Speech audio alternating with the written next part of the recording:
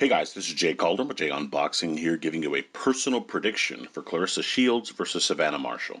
And as always, this is just my take. Your prediction can be left down in the comments section below. Would love to hear them all. This is a very highly anticipated fight, so I'd certainly love to hear your thoughts, your predictions, your bets down in the comments. Certainly an interesting one, so love to hear all that down there below. A little bit of fight info here. We have Shields versus Marshall. This is a grudge match, of course, of kind of epic proportions that pertains to female boxing. This will be taking place at the O2 Arena in London, England, airing live on Sky Sports across the pond, ESPN over here. And this will be for Shields' Ring Magazine World title as well as her IBF, WBA, WBC middleweight titles, and for Marshall's WBO middleweight title as well. That's a lot of gold. And this is such a fun, intriguing showdown. Genuine spite between the two, history from their amateur days, and now both facing off in a total unification bout as undefeated fighters in their primes. Men, take notes. This is how fights should feel. Is it as big as Katie Taylor versus Amanda Serrano? Maybe not quite, but two things. Number one, they're still both taking place within, a 12-month span. That's amazing to see for the growth of women's boxing. And number two, Serrano and Taylor liked each other. These two can't stand the idea of losing to the other. Oh my God, they would hate it. And that's what makes it so thrilling. So, does the speed of Shields prevail, or will the power of Marshall rule the night? Let's, without any more ado, break this one down.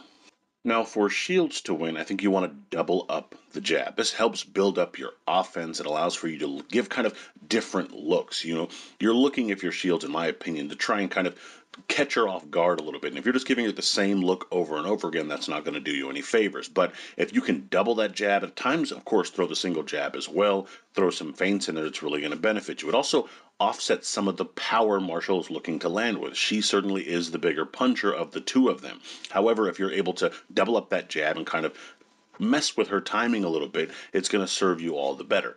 Also, of course, this scores points, and it's a fast punch you can kind of throw while keeping you in a solid defensive stance. And this will certainly matter in shorter rounds with shorter fights. It certainly is something that can help build you a lead and win you this contest. I would also say avoid the trades. Shield can open up at times in exchanges. That does her no favors against one of the biggest female punchers in the sport today. Instead, use head movement to avoid and then counter with quick right hands or even some up jabs. Again, the jab will be very vital to Shield's success in this particular fight. So if she can avoid those exchanges by just kind of countering and getting in and out when she has those opportunities, I think it's all the better for her. And it's better to even tie up sometimes than kind of roll the dice on an exchange. Just make sure you're putting yourself in the best defensive position to then move forward and land some of that offense you're looking to land. And I'd also say set up the overhand right. This can be done with the double jab, as I mentioned earlier. Use kind of one as a means for pushing her back and the other as kind of a blinder before letting off that overhand right. Again, even a single jab will do this sometimes, depending on sort of what read you're looking to kind of give her. Also, make sure you're stepping in while throwing it to make up for that sort of reach disadvantage that you will be at. It's not dramatic, like over the top necessarily, but it's certainly something you're going to want to step into to kind of make up that gap and just land it with a bit more authority as well. Now, switching over to Savannah Marshall. For Savannah to win, I think you want to set up the right hand. Duh. Obvious, that's pretty much a no-brainer. But what I would say is focus on timing much more than just focusing on power. This will allow for your punch to come out a little faster, and it'll also help kind of offset some of the speed that Shields possesses. Stay relaxed. This will also allow you to work that hand and land it a little bit better. You're usually relaxed anyway, so just make sure you're staying there. Don't get tight, don't get wound up, don't let the emotions of this fight get to you. Rather just stay loose, cool, calm, and collected and let that punch flow. Even a jab or a left hand can work as sort of a dummy shot to set that right hand up and allow for it to land with more fluidity and ultimately more success in this contest.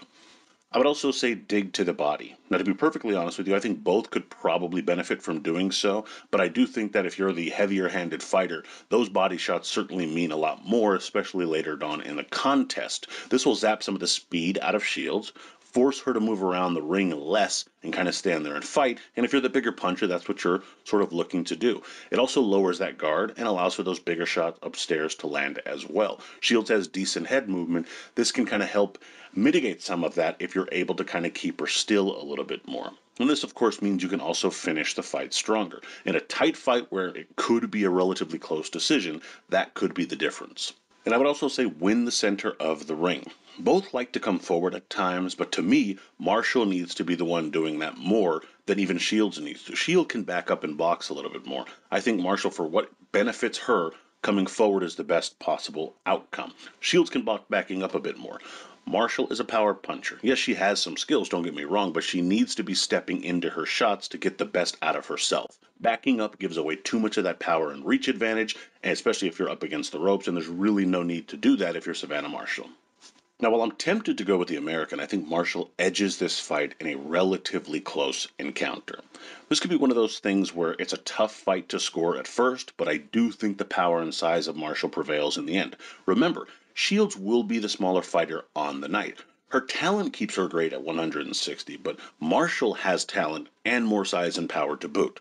Still, the speed of Shields could get her some points and get her up on the cards even a little bit behind a jab early on in the contest, but I expect the size and power, along with the body attack and skills, coupled with those right hands, to trouble Shields inevitably. Ultimately, I think that sort of work may end up closing her up a bit as the rounds progress. While it could be closer, I expect the judges appreciate the cleaner, bigger shots and will favor Marshall, especially in her own backyard, especially if she closes stronger. Savannah Marshall via close, unanimous decision. Now, in terms of the betting odds here, Shields and Marshall are basically an even money fight. Last I checked, you had Shields at a minus 105, Marshall at a minus 110. Again, basically an even money fight. The odds may favor Savannah a bit more, and I think that probably has something to do with location, and unfortunately, that has to be taken into consideration in boxing. Still, whoever you tend to want to go with here, you're getting some reasonable odds and returns for your bets. Now, if you're looking for a stoppage pick here, you can have Shields by stoppage at plus 900 or Marshall by stoppage at plus 240. Personally, I do think Shields is skilled enough that she's going to survive this fight. So while the odds for Marshall may be tempting at a plus 240, I just think it's one of those kind of red herrings where I don't see it happening. Shields is a skilled fighter.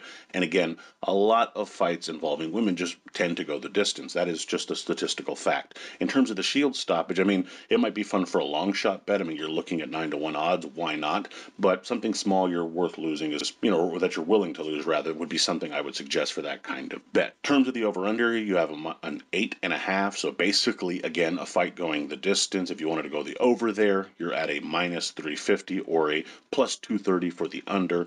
Not great odds here either there. Most, again, expect a decision, which is what I'm predicting, what most people are predicting. So again, if you feel like taking a bit of a gamble, why not? But for the most part, not certainly odds that I would be looking into. And my prediction record as of August 30th, 2022 is 27-8-1 with 10 exact. But let me know what you guys think down in the comments. We'd love to hear your thoughts, predictions, bets, so on and so forth. Please be sure to like, comment, share, subscribe, and follow me on Twitter at jcaldron_JOB. And you can email me at jagunboxing@gmail.com. Love to hear from you there. Also, be sure to check out jagunboxing.com for schedule, results, betting odds, rankings, all that good stuff. And as always, until next time.